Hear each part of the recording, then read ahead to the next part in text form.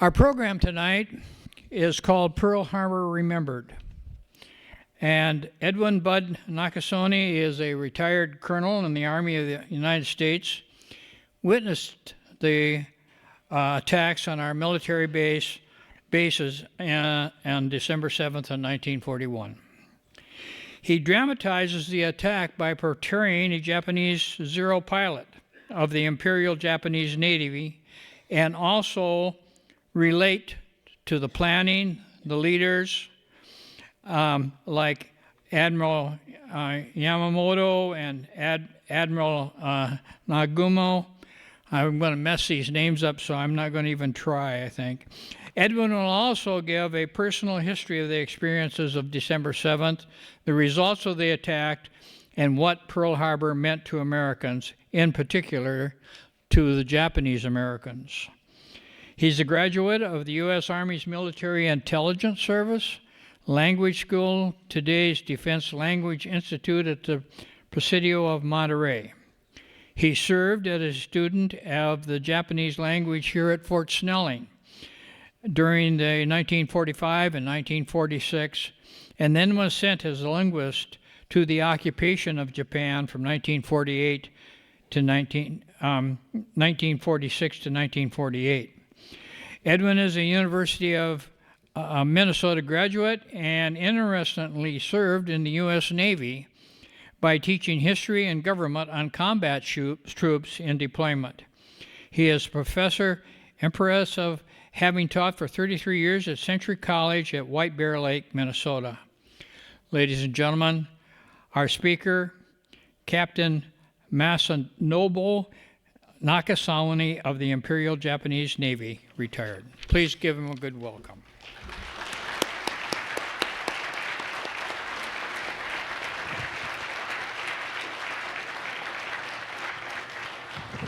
Hi, 皆さん。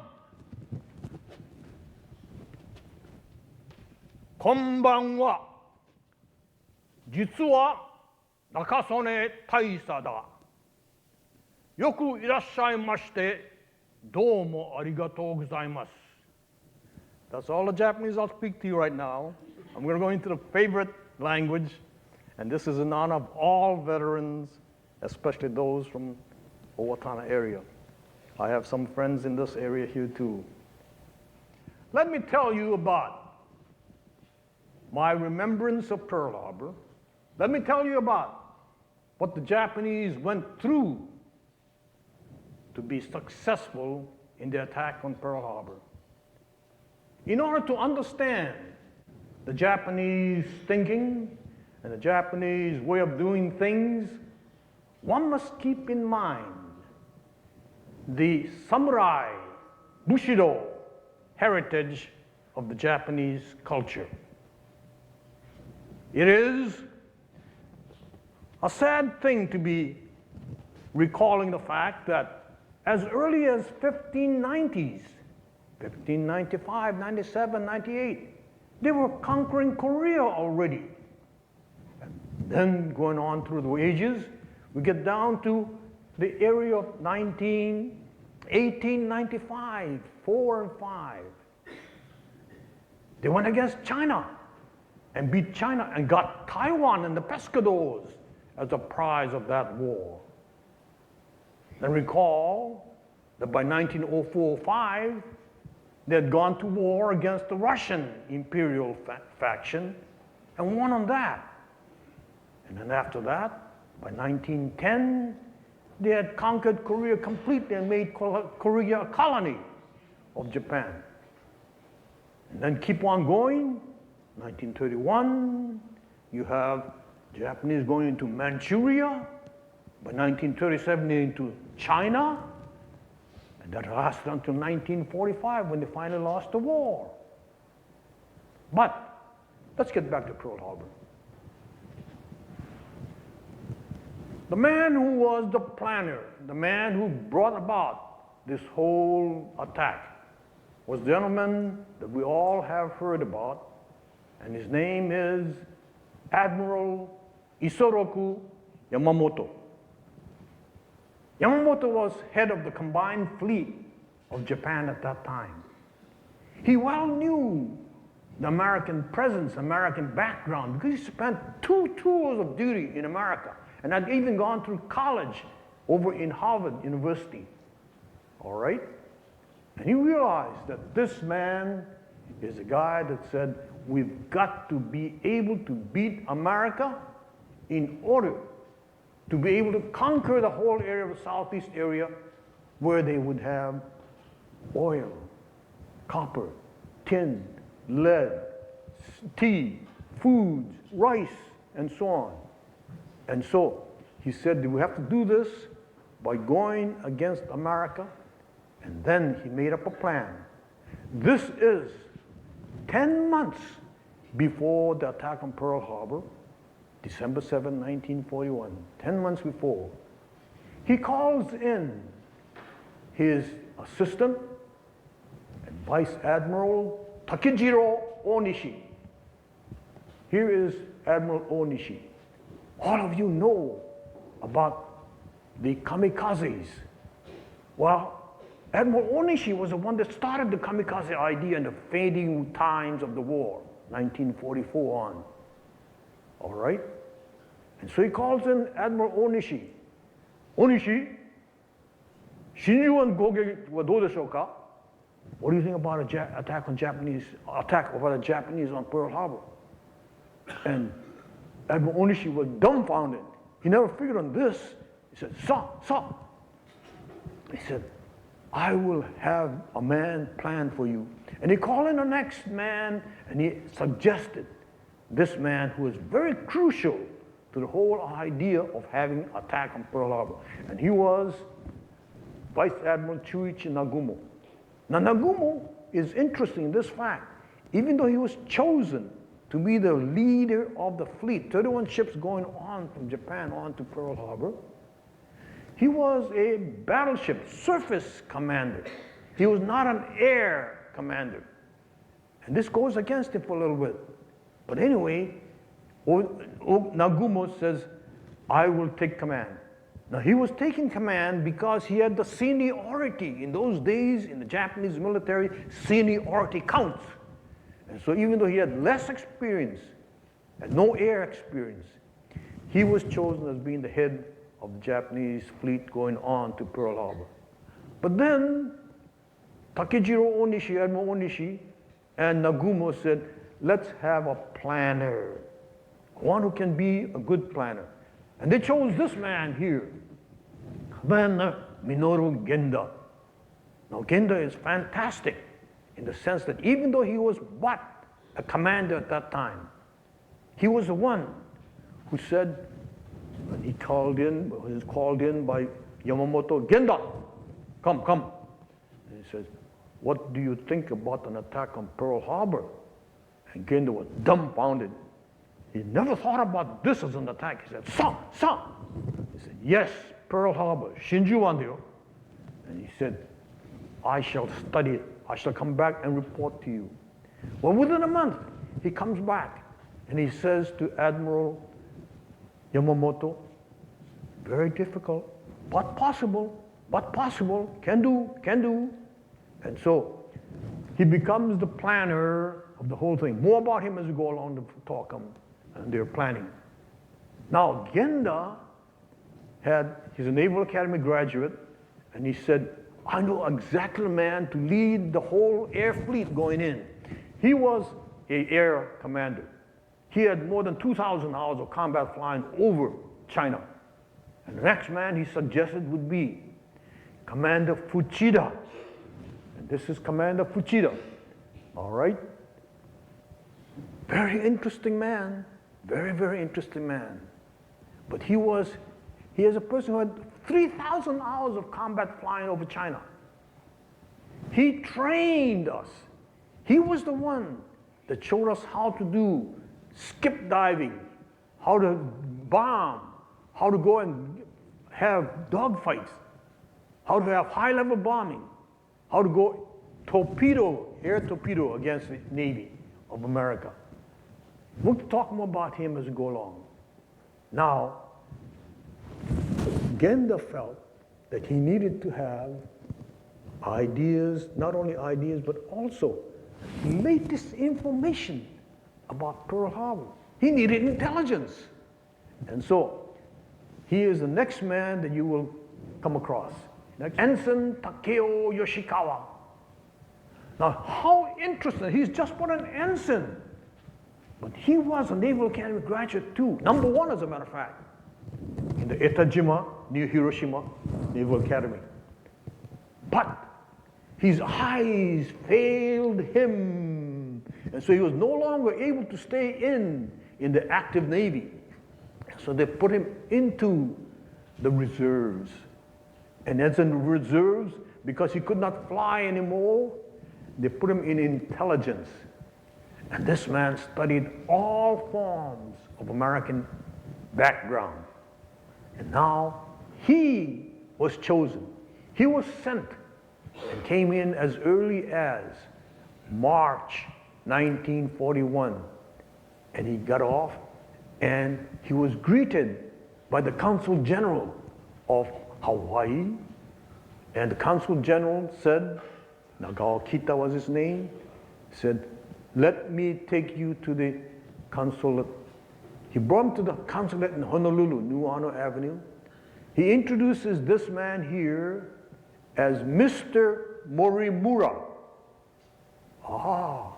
He was no longer looked upon as a naval officer. But Morimura was the guy that was interesting. He would report into work at 11 o'clock, and by 1 o'clock he's gone from his office. And all the other people were wondering, well, what the heck is this guy in Morimura? Japanese are very, very concentrating in their work. Well, Morimura was the person who would go out to John Rogers Airport, which was the Honolulu airport at that time, hire a plane and go up for a 10 one-hour ride around the island of Oahu. All right? Naturally, you couldn't go over Pearl Harbor, but Pearl Harbor, Oahu is small, and Pearl Harbor is small enough. So by looking over, he could see. And he being an intelligence officer, he knew exactly what ships were in. That was not the end of his spying. He located and visited all of the air bases on Oahu. Not only was he over Pearl Harbor, but he went to Hickam Field, he went to Wheeler Airfield, he went to Bellows Airfield, he went to the Marine Corps Air Station, Kaneohe Naval Air Station, and he knew exactly what was going on. And then there wasn't at all the end of it.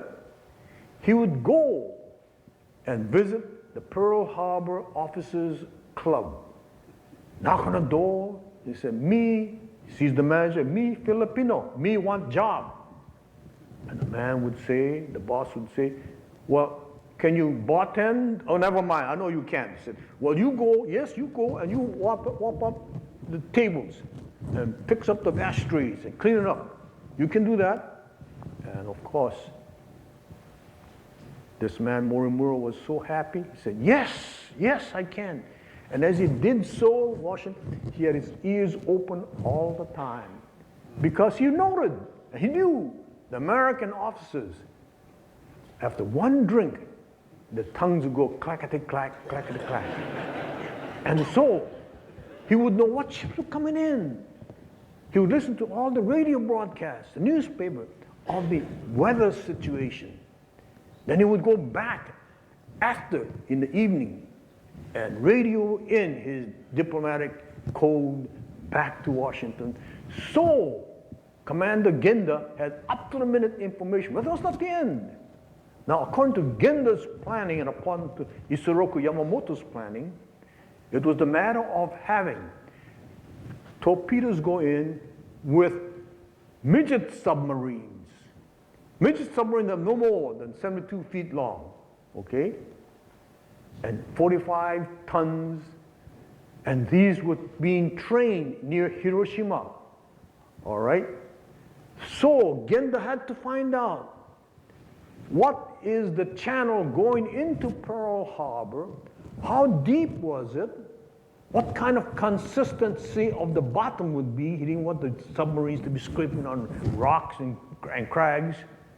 And so, this man, Morimura Yoshikawa, would go out and make believe that he is, at that time you could go around quite close to the Pearl Harbor entryway near Hickam Field, and he would cast out there his bamboo fishing pole and drag it in.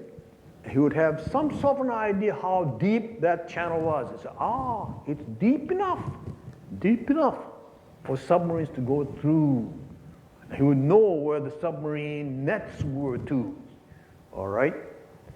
So this man had done tremendous amount of background intelligence work, spy work. He was one of Japan's best spies, all right?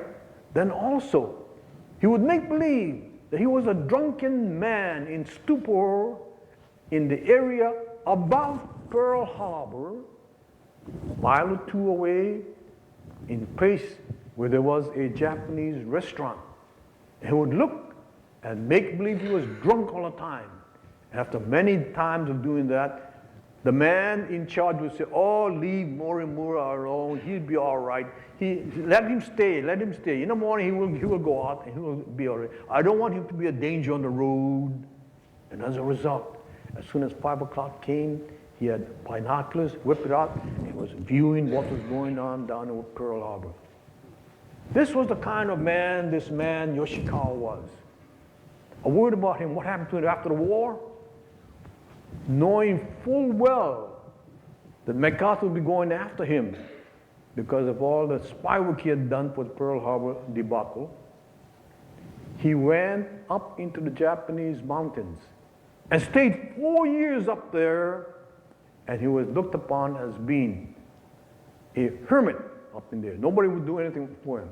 After he came back, and by that time Japan was now honoring their veterans with veterans' pensions, and he would go in and ask for his pension, and the military demarcation people would say, we don't know you. He said, but I was the one that worked all over for Pearl Harbor. He said, I was a spy that did work. Japan never spies. That's how he was turned down for his pension.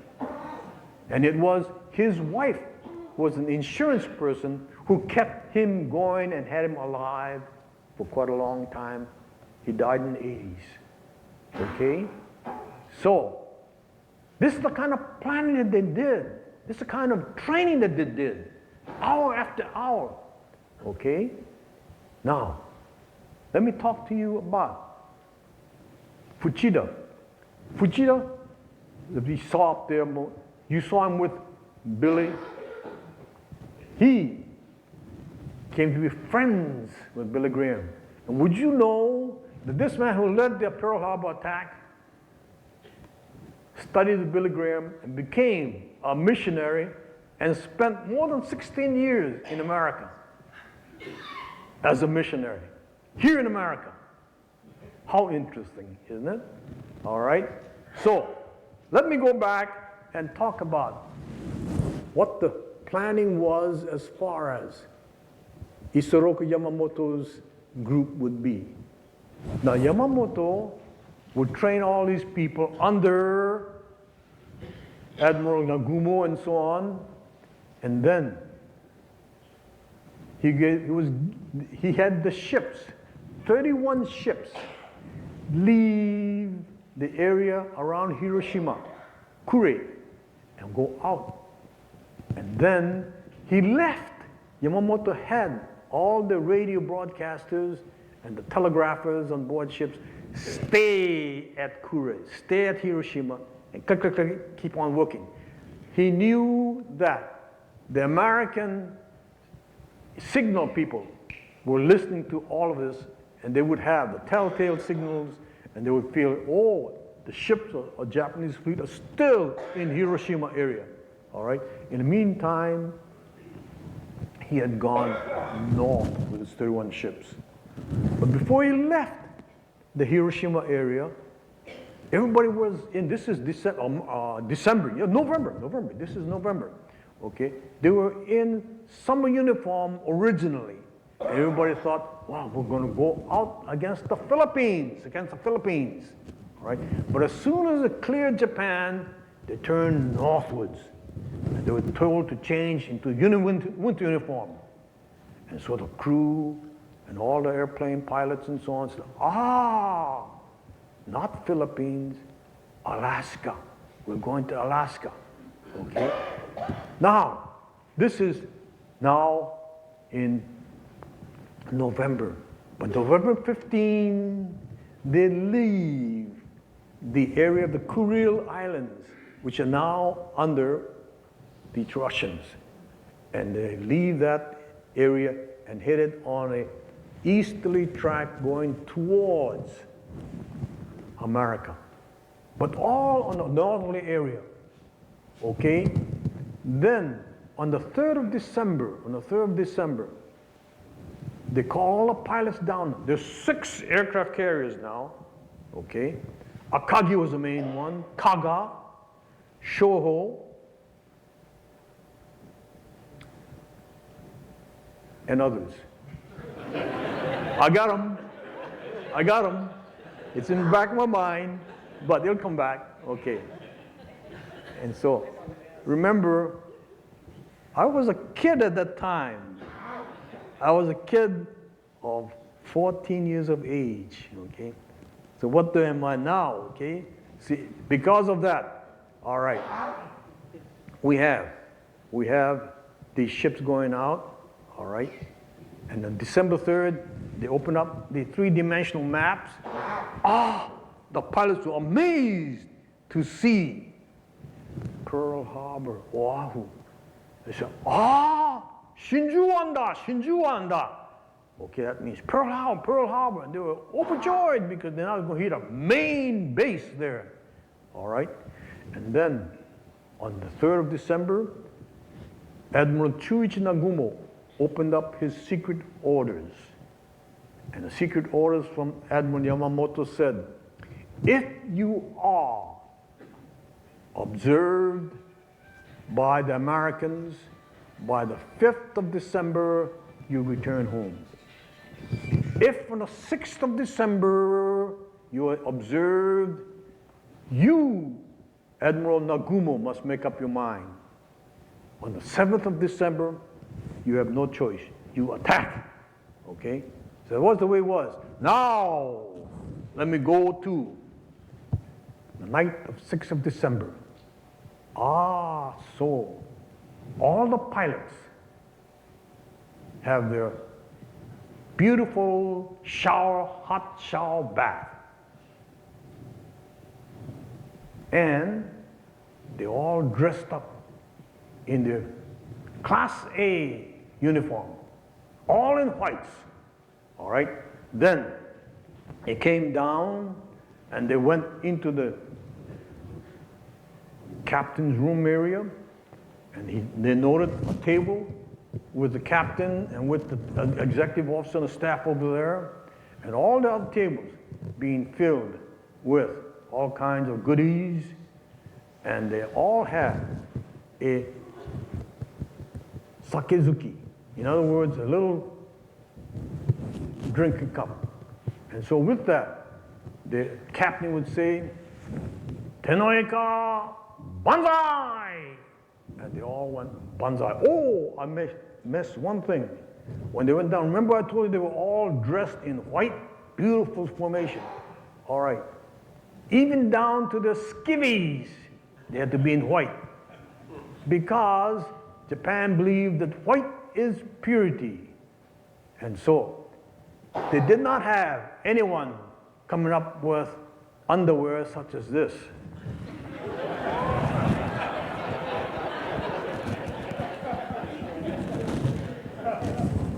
It had to be white. Then they had the meals.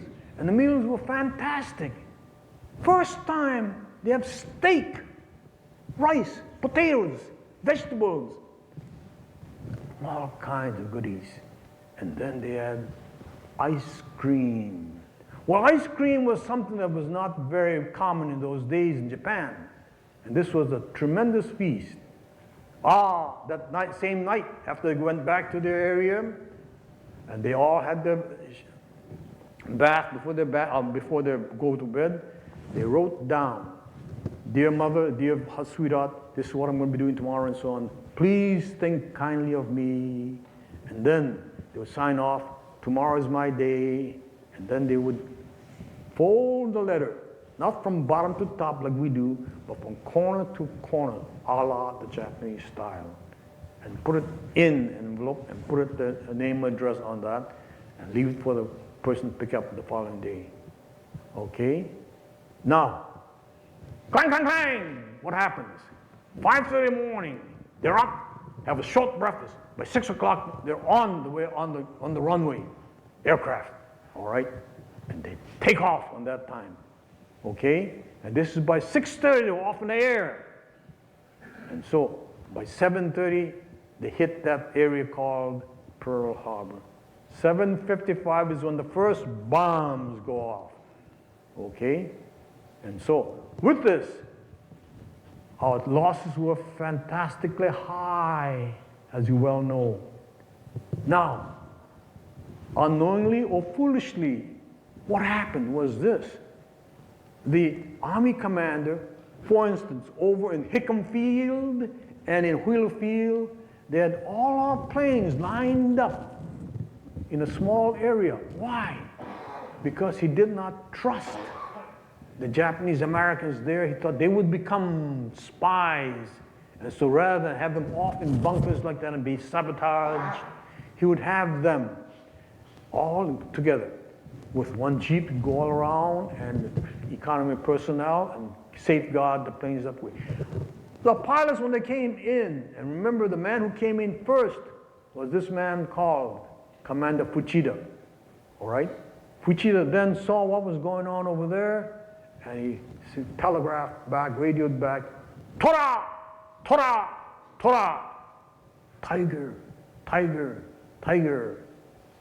We've come unobserved. It's going to be a surprise attack."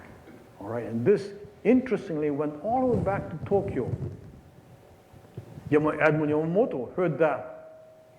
And so the attack began in 7:55. Now, unfortunately, as we know, one bomb went through 3 decks and went to the 4th area where the ammunition was, and boom! Arizona went up. All right. Over 1,300 of Americans were killed on that day. All right. On that ship alone, over 2,300 Americans were killed on that day. All right. And so, with this, I want to say a word about submarines. Okay. Remember we said there were midget submarines? How many midget submarines were there? 1, 2, 3, what? Tell me. 5. 5 midget submarines, all right? And so, with these midget submarines, what happened were the submarine commanders were all in charge of the midget submarine, and the midget submarine was slapped on, tied on to a mama submarine. And all the way from Tokyo, Hiroshima, they went all the way to Hawaii. No more than 40 miles away from Hawaii, they would unleash them. What about these people? How many submariners were there in the midget submarine? 2. All right. Commander of the sub and his assistant. All right. Let me concentrate on one guy, one submarine. And this was Ensign Sakamaki. Ensign Sakamaki is the first one to become a prisoner of war under the Americans. All right? Ensign Sakamaki was the one who had gone through the same ceremony that they had gone on the aircraft carriers. By that, they had taken their shower bath in a mama submarine, all right, 40 miles away from Oahu, and then they doused themselves with perfume and scented water, like the cherry blossoms. The cherry blossoms are very fleeting, beautiful, but within a few days, gone. And that's where they looked upon themselves. They were beautiful people, but within a few hours, they'll be gone too. All right? And so they then slipped into the midget submarine, and then Sakamaki set off. What happened? He's going towards Tokyo. Hey, this is not good. So he says, something not working. He finds out that his compass not working, but his periscope was working, but it was the gyroscope not doing. And so he finally had that. He orders his assistant, Inagaki, go in the back and bring up the 30-pound ballast. And poor Inagaki, his assistant, go in the back and bring up the 20-pound ballast one after another. Now it's hot and humid in that submarine. And finally got to write it out. He turns around, now he heads towards Pearl Harbor. Crash! What happens? Well, what happened is this. Ensign Sakamaki was not a good submariner pilot. He was crashed up on one of the reefs outside of Pearl Harbor. And so here is the submarine up like that. So he orders Inagaki, get up there and get the submarine, the ballast back. And so he gets ballast all the way back to the aft again. And now Inagaki, I'm sure, was sweaty and was swearing all the time against his pilot and so on. And anyway, what happens? Sakamaki, gun, boom, boom, boom, boom, boom, boom, boom, boom. What happens is the electric battery burst. And the whole submarine was filled with chemical fumes. And those two guys are down now. They couldn't exist in there. But what happens? They're down, they're off the reef, but now the submarine, midget submarine, goes floating beyond Diamond Head, beyond Cocoa Head, and finally ends up in a place near Bellows Airfield, and it crashed over there. And what happens? Inaki the following morning gets up. This is now December 8th now. He gets up. Captain, where are you? Well, Sakamaki is out. He said, whoa. And then he sees the periscope up there, conning tower, climbs up there, opens it up, said, oh, it's all about biology, I can do it. He dives in, but the chemical fumes had gotten him. So he is gone, he drowns. A few minutes later, most likely, Sakamaki gets up. He sees the conning tower up there, he gets up there and looks up. He says, oh, it's about 500 yards, I can do it. And he dives in. He finally flops down on the beach at Bellows Airfield, and pretty soon, the National Guard, Hawaiian National Guard said, you are my prisoner, and becomes the first prisoner of war for America. And you know what? They brought him to a place close to here as a prisoner of war. What is that place that's close to here that you people should know? I spent many summers there. A place called Fort, now at that time Camp McCoy, now Fort McCoy. All right. He was prisoner of war for 2 years there, then sent down south. Okay. I'll read a letter from him later on, very interesting letter about his experience here. Okay. And so with this, we have that going on, and of course the attack was very successful, as you know. All right, as I told you already, Arizona had gone up and so on. Okay, and the other 4 submarines were all destroyed, hit. And interestingly, Minnesota people had much to do with that, because those of the USS Ward, those from the area of St. Paul, North St. Paul, reservists who were called to active duty at that time, they were first ones to spot the conning tower, periscope of one of the submarines, and they fire gun number 3, and gun number 3 goes right into, after the first one did not go, the second one hits right through the conning tower, and it went down. And nobody believed that it could have done that. But recently, which means no more than 6 years ago, they found that submarine down there, and they found that big hole that the USS Ward people put through there. All right? Well, there are the 9 people who suffered death. 5 submarines. The one submarine that Sakamaki had was the one that's available. To this day, it's at Fredericksburg, Texas, on the Nimitz Museum there. And as you see, Sakamaki's picture is not there. All right? So then, let me go on a little bit more. I want to talk about this man here. His name, Ensign. He was posthumously brought up to the rank of ensign. He was a petty officer at that time.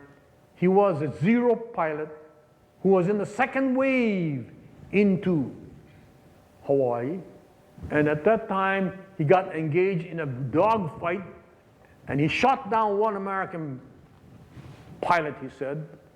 And then one of the bullets from the American side went through his fuel line, pop, pop, pop, pop, pop, and this man had to find a place. Well, they were all told that when you get down, if you can't get back to the aircraft carrier, go to the island towards Kauai. Off Kauai, the northernmost island, there's another island called Niihau, all right? And land in that area. We'll have submarines in that area to pick you people up. So here is Ensign, at that time, petty officer Nishikaichi. And he's petty, moving along with the fuel line cut. And he sees Niihau. Niihau was only about 18 miles long and about 9 miles wide, a small island.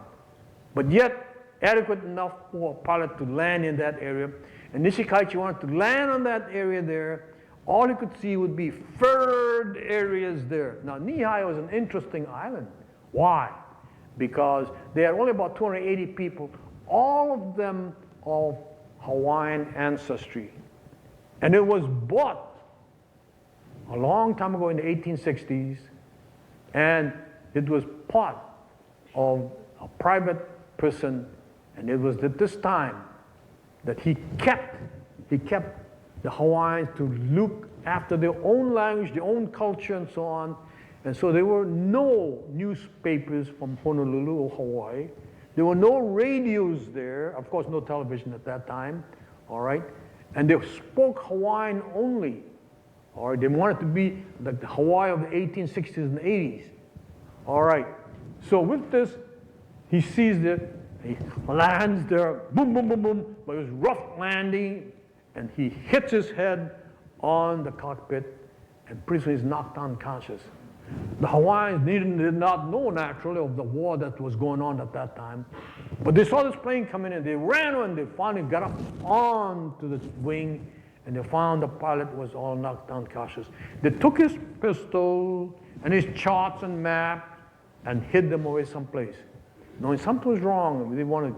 Well, this man was then put into house arrest in Niihau there, in one of the little towns there. And finally, this man looking around, he's in the house, he can't get out, he doesn't have his gun, he doesn't have his charts, and he wants his charts very badly because he knew that charts indicated where they had come from. He was afraid that if the charts were given over to military authorities, they would immediately find the Japanese fleet. All right, and so with this, he was able to see a man who looked like a Japanese person walking along outside his private house there that he was kept house prisoner in.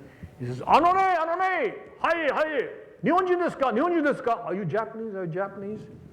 And the man was dumbfounded. He went over and said, "Yes, I am Japanese. What are you doing here? You're not supposed to be here. This is only for Hawaiians," and so on. And then he told him what had happened. And he said, "You must help me. I must get the charts." And this man stupidly helped get him out, and they began looking for the place, and they couldn't find anything as far as the map or charts were concerned, nor the gun, until finally they came into a warehouse area, and they found a shotgun and another little pistol. And they went around, and they finally came upon the home of Benjamin Kanahele. Here is Benjamin Kanahele. Now, Benjamin Kanahele was the one who was a big guy, 6 feet 2 Hawaiian, 220 pounds and so on. And he couldn't understand what this man was saying in Japanese and part English. And he said, map, map, map. And he said, gun, gun, gun. And can you understand that? And finally, what happened is this. Nishikaichi got so angry that he pulled out his gun and he said, give me map, give me map. And the Hawaiian didn't know what he was talking about. And so Benjamin Kanahele strode towards Nishikaichi and bang, bang, bang! 3 shots rang out and hit Kanahele on his leg and his chest and then side near the hip. And what happened? Kanahele got so angry, he just picked this man up like he picks up his sheep and crashed him into the stone wall. Then his wife, Eleanor Kanahele, got a rock and smashed the pilot's head. And Benjamin Kanahele slipped off the man's neck. That's what happened to Ensign. Later on, the people in Japan honored him and made him into a ensign posthumously. All right. That was a story of this Ni-Hao incident. Ni-Hao incident. Okay. So I want to tell you one more thing before I go into something else. Remember I told you about this guy, the first, the first prisoner of war? Okay. I want to read you something that he wrote back. He's now writing to a Mr. Donald Haney, Santa Monica, California. This is 1969. This is what it says. Dear Mr. Haney, thank you so much for your kind letter dated January 23. Also, I was thinking that I was informed, Mr. Murakawa, when I read your letter, I recalled the old Japanese proverb, yesterday's enemy is today's friend. How very true is that? Okay? And I was pleased with the warm-watered friendship, which was the same with me. On the day of December 7, 1941, I was trying to enter Pearl Harbor, operating my midget submarine, but the compass of my ship was not working, and also my efforts to enter the harbor was interfered with American 2 patrol ships, which I judged as destroyers. It is a very fatal, interesting thing that you were ensign of the destroyer, and I was ensign of the submarine. Also, it is very thrilling for us to say as follows. Number one, it was very easy to me to sink the destroyers because I had caught the destroyers in my telescope and could launch powerful torpedoes if I wanted to do so. My target, however, was aircraft carrier battleship in the harbor. So I endured to launch the torpedoes for the destroyers. If I could not endure the interfering by destroyers, your ship might be sunk. Destroyers would drop many depth charges to destroy my submarine. When my ship grounded on the coral reef at the entrance of the harbor, your ship could fire the guns onto my ship. Of course, it is very easy to sink my submarine if the depth charges or gunshots hit my ship directly. And 3 says, you had success to interfere in my attempt to rescue the battleships. Also, you had success to avoid my anger to launch the torpedoes. 4, however, although you failed to destroy my ship, you had success to fulfill your aim to put my ship in no works. So I was failed to die, and it was shameful as old Japanese. But I'm writing to you as a new Japanese, and it is some like enjoyable thing to me. Now, get this, I'm working in Toyota Motor Company, which is top automobile maker in Japan. We exported 26,000 units to USA this year, and the address of our agent is so-and-so. Yours very truly, Kazuo Sakamaki. So he becomes a friend of America and is in different kind of business, okay? And he too is now gone. In fact, all the people who were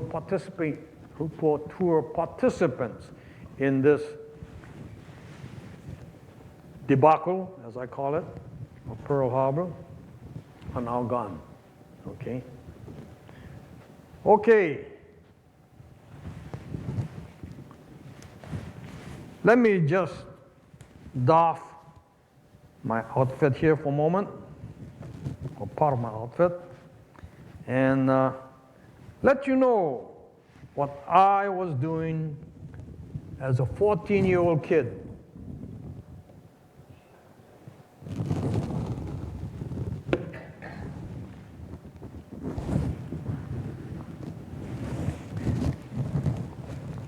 I was born and raised in the town of Wahiwa, which is very close to Schofield Barracks and Wheeler Airfield. All right? Now it is December 7, 1941, Sunday. It is now about 7:30. I'm having my breakfast. And I was looking, oh, what kind of breakfast was I having? Remember, I'm from a poor family. Want to guess? No rice, but we had cornflakes. Kellogg's cornflakes. All right, I remember that very well. And I recall that we did not have any milk and such. We had carnation canned milk. All right? And that's what we had. That was, I was having a breakfast looking out that way. I looked to the westward side. We were no more than 3 miles up in the Heights area, looking down towards Wheeler Field and also Schofield Barracks. And the Waianae Range is there, a long range on the west side of Oahu. And there's a dip in the range, quite low, and it's called Kole Kole Pass. And now it's about 7:50, 7:55. I see a beautiful formation, 15, 20 planes coming through there. I said, oh, what a beautiful formation. And then they swoop down towards Schofield Barracks. And they strafed Schofield Barracks. And I said, oh my God, what's going on over here? The Navy is attacking the Army because we're very accustomed to having Army-Navy games going on at that time. All right? But that was not the end of it. They did not drop any bombs at Wheeler Field. At Schofield Barracks. They went up in the air of these beautiful formation planes. Then they swooped down, and Wheeler Field is just adjacent. It's connected to Schofield Barracks. And no more than go up there than come down like this. And as they pull out, I see pellet-like things dropping down. Now I'm still having my breakfast, and I said, oh my mother, they're making horrible mistakes. And so, boom, boom, boom. I don't hear that sound until about several seconds later because of distance. But I see the flares going up. I see the tarmac going up. I see the planes going up. I see the barracks going up. I see the hangars going up. I say, oh my God. And all of a sudden, I see the plane coming over. This was a Zero plane coming through. And I looked up, and he's no more than 250 feet up in the air. He had this cloth helmet, goggles on, and his scarf flying in the air, a la Snoopy. All right. And I run back into the house because I could see the red balls on of the planes, on the fuselage of the plane, and underneath the wings. I run back, and I turn on the radio, and the radio is saying, all servicemen return to your base, all servicemen return to your base. The Japanese are attacking the war, attacking us. This is war. This is real McCoy. There's no joke. Real McCoy. Remember him saying that very well. Webley Edwards, Station KGMB. I remember that very, very well to this day. And I can see the pilot to this day up there. All right? And so with this, that's how war came to me. I went down that day after the attack. The attack was over by 10:30. And when we went down there to see my friends and so on, I see on the sidewalk bullet hole marks because there were lots of air fighting that going on, dog fighting. I looked at that same time, I looked over towards Pearl Harbor, no more than 16 miles south of us, and here's boom, boom, boom, big black smokes, ack fire going up. And unfortunately, many of our sailors did not put enough powder on it in their guns. It came so fast. It went up so far and came down. And over 65 civilians in Hawaii were killed by naval gunfire. All right, unfortunate. Friendly fire, okay? That is how Pearl Harbor came to me. Following day, my dad, who had just returned from Japan about a month before, said, Masa, I want you to go out there and dig a not foxhole, but a bomb shelter. So I was busy digging a bomb shelter for holiday. And the night we had it all blacked out with heavy blankets and so on. It was hot and humid, all right? But that was way, and then no more than 12 days later, you have martial law going on. The military took over, no civilian government taking over. So it was the way it was with us in Hawaii, all right?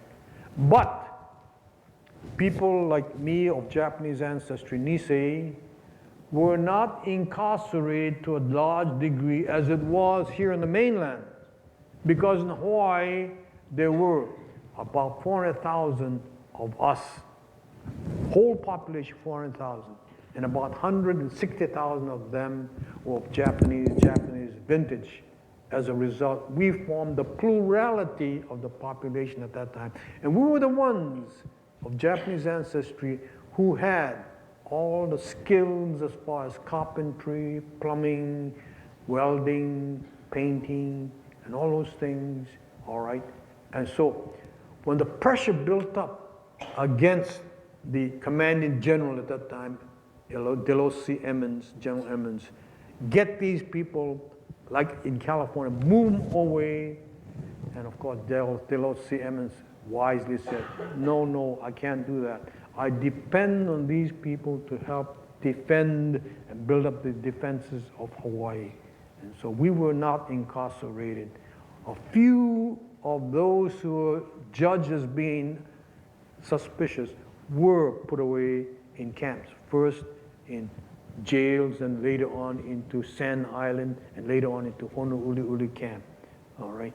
But by and large, we went about our business and were able to find occupation and so on. We were not naturally allowed to go into Pearl Harbor to work, but we did work in Schofield Barracks and other Army and airfield areas, all right?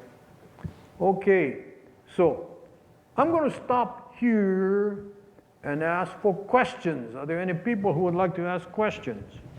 His folks asked, what did your mom and dad do for a living when they got in? They were farmers, okay, and they raised, strawberries and little crops and so on. And they only had about 4 acres at that time. And it wasn't big enough to have a big wholesale. But most of all, he was employed during his earlier years as a laborer on the pineapple and sugarcane plantations. Yes, yeah, that's what kept him going. Of course, we had 10 of us, 5 boys, 5 girls. I was number 5. All right, okay.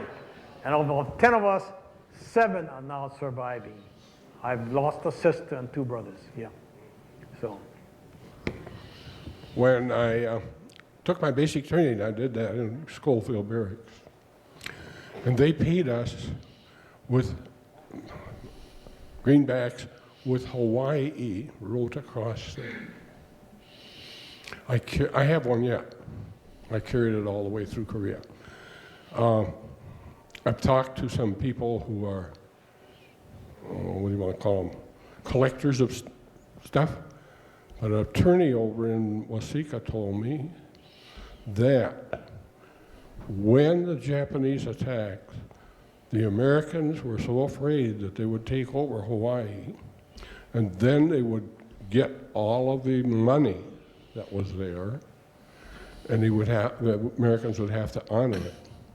So he said they called all that money and issued the money back with Hawaii stamped across it. That is correct. And we had to turn our money, our paper bills, and we turn it into the bank, and then we got new paper bills that had Hawaii on both sides there. They're collector's items now. Yeah. And That was because if Hawaii should be invaded, then that money would not be able to be used in the mainland or any place else. Yeah, They wouldn't claim it. yeah. So, thank you. Thank you. Yes, I assume you've seen the film Tora, Tora, Tora. Do you think that's accurate? Was the way Hollywood produced it? As I listen to you, it seems like it was. What's your feeling on it? There are two films produced. One is Tora, Tora, Tora, and the other one is Pearl Harbor. And of the two, I've viewed them both. And I would say Tora, Tora, Tora is the better one. Far more truth in the violence and less so-called romance and so on. We've heard that the Japanese made major mistakes. One of them was not taking out our fuel depot. Mm-hmm. What other ones did they should have done? Okay, this man, Commander Fuchida, the one in charge of all the plane pilots and so on, okay? They asked him, especially Admiral Morrison of the US Navy asked him, a good writer, Admiral Morrison is, and he said, how come you guys never made an attempt to get the fuel area there, as well as the submarine pens, and most important, as well as the repair facilities there? And Fuchida answered, when I came back from my second wave, I ran up and saw Admiral Nagumo. I said, Sir, where's the third wave? Where's the third wave? And Fuchida, Nagumo said, Commander, have we hit all of our assigned targets? And Fuchida had to say, yes, sir, yes, sir. He said, then we return. Because he was so afraid that he took 6 of the 8 aircraft carriers from Japan, only 2 are left in Japan, and he was afraid that if he were to be there lingering around in Hawaii, that he would be losing more of his aircraft carriers, or even one of the aircraft carriers.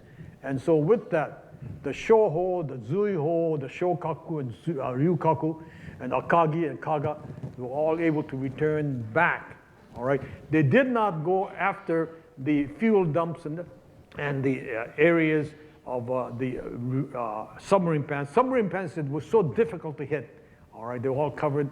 But the fuel, we were afraid that if we bombed that area there, all the smoke would be covering up. And we needed to get good photographic pictures.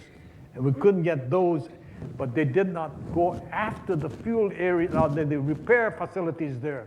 And the repair facilities were so good that within a few months, well, within the time of June 3, 4, and so on, we had the Battle of Midway.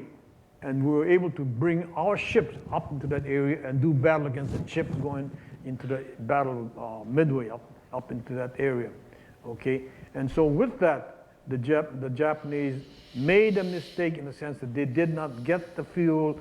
The fuel, when used for the submarines were attacking Japanese ships very readily right after that, yeah. But it was something that, one of the circumstances, they were not able to do it.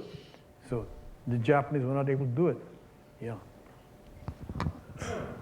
What were the mistakes that the Americans made that the attack in Pearl Harbor was not discovered before it started? Well, many things have been said about that as to why America did not know that we had an attack coming. We did have a good idea that that attack would be coming, and they all accused Roosevelt of having hung back and wanted to have the enemy hit us first so he can get the bulk of America against them.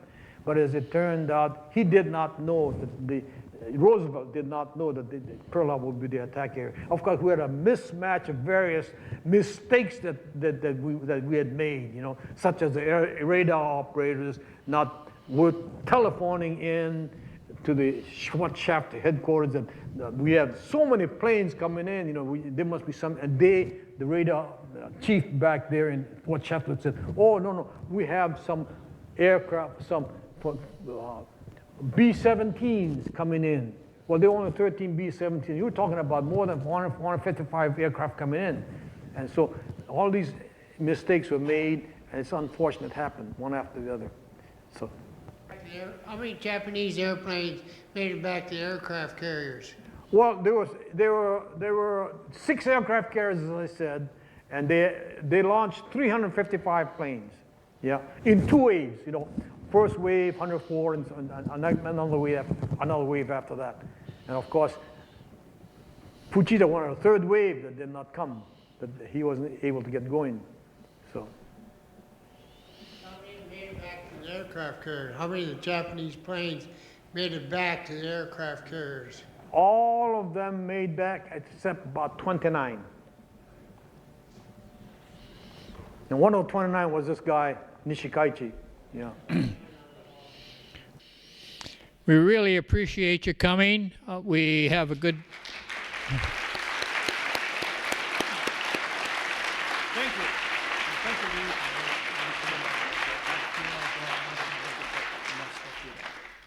No, you want, that's missed. Yeah, I'm not carrying them. Okay. Thank you. It was a great pleasure for me to be here, and I hope to see you stay alive and stay healthy.